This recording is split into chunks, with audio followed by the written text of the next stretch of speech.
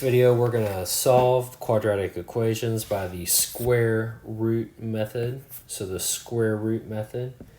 So I'm going to start with y minus 18 quantity squared equal to 1.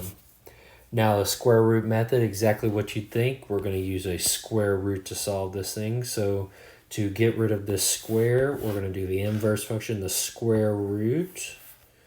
I take the square root.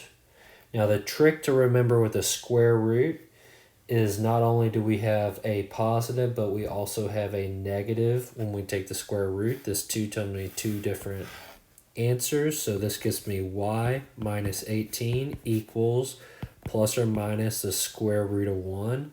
What is the square root of 1? That is just 1. So I've got two options. This tells me I can set it up as y minus 18 equals a positive 1 or y minus 18 equals a negative 1. That's what that plus or minus is telling me to do, okay? So if I add 18, I get y equals 19.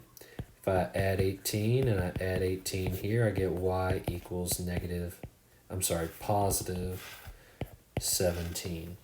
Okay, so what I see very common is people, when they take the square root, they only write one of them and they don't write the other negative one.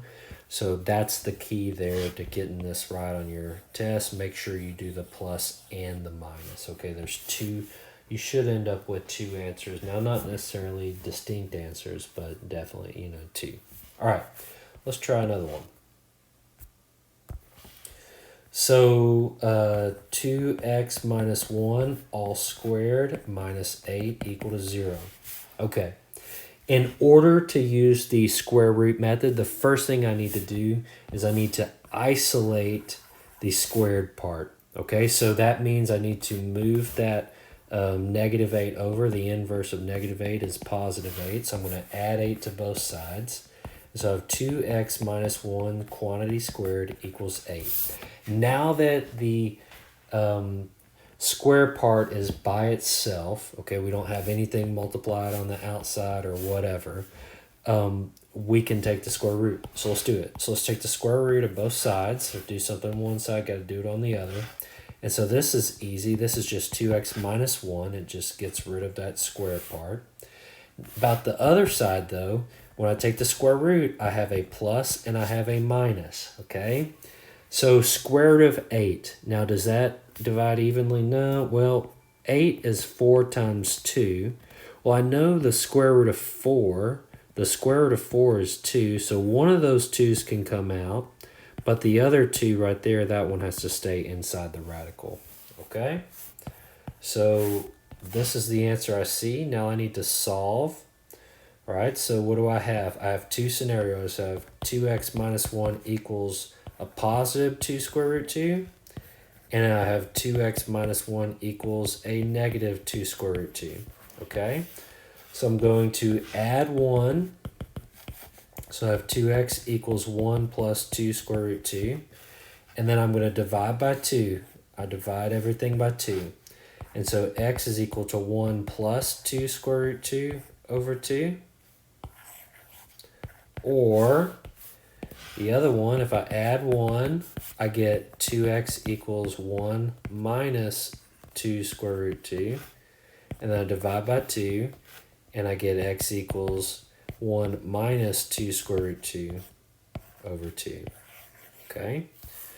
So you can write your answer. That's how you write it, as two different answers.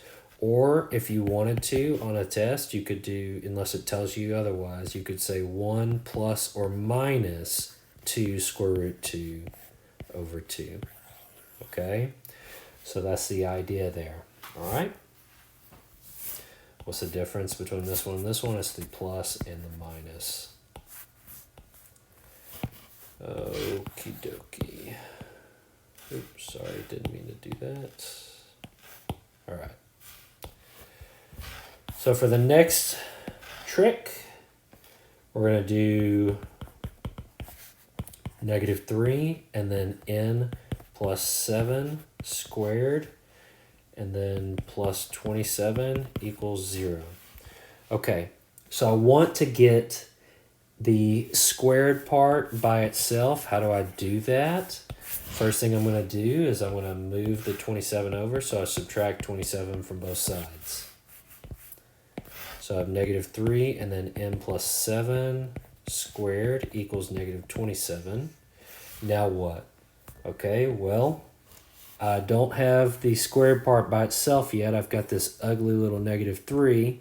What's holding it together? It's multiplication. So the inverse of multiplication is division. So I'm going to divide both sides by negative 3 to cancel that. And so what am I left with? I'm left with n plus 7 squared equals positive 9. And now that I have this positive 9 here, and I've got the squared part by itself, I'm going to take the square root to get rid of the squared part. And so I get plus or minus 3, and that's equal to n plus 7. So what do I have? This tells me I have n plus 7 equals 3, or n plus 7 equals negative 3. That plus or minus, we get two answers, right? So minus 7, I get n equals negative 4, or minus 7, n equals negative 10. So there's two answers there, okay? Now let's try one more of these so that we kind of see all the different scenarios, hopefully.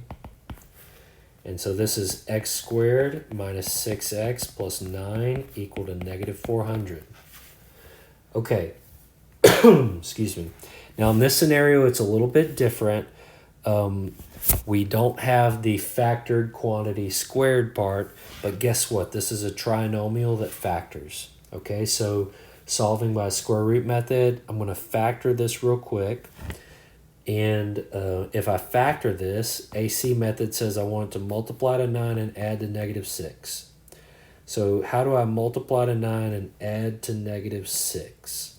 Well, if I do 3 times 3, that gets me 9, and that's positive 6. But if I do negative 3 times negative 3, and I add those together, I get negative 6, and that's what I want. Okay, so this is the one I'm looking for. So I'm going to break this up. X squared minus 3x plus 9. Okay. And so if I factor by grouping, I group the first two, group the second two, and I put a plus in the middle. And so I can pull an x out, and I have x minus 3. And then I can pull a negative 3 out, and I have x minus 3 again. Okay, so it looks like I have x minus 3 factor, and then what do I have left? I have another x minus 3 factor. Now, if I have two copies, I can rewrite this as x minus 3 squared equals negative 400. Okay, and so now you see why factoring it. To get to this right here, we can utilize the square root method. Go about business as usual. Uh-oh, something's different, right? What's different? What's going on? This is a negative number taking the square root. What do we do immediately when I see a negative in the square root? I take out the I. Take the I out first before you do anything else. Now, square root of 400, this one's actually, it's always worth trying out to see if it'll work out nicely. But square root of 400, type it in, it's 20. Okay, so this becomes, remember, you have a plus or a minus, right? A plus or a minus. So this is x minus 3 equals plus or minus, and that is 20, right? So 20i. So my answer, so I've got x minus 3 equals 20i, or x minus 3 equals negative 20i. Okay? So if I add 3 to both sides, I get x equals 3 plus 20i. Or, and then if I add 3 over here, I get x equals 3 minus 20i. And that's my solution right there.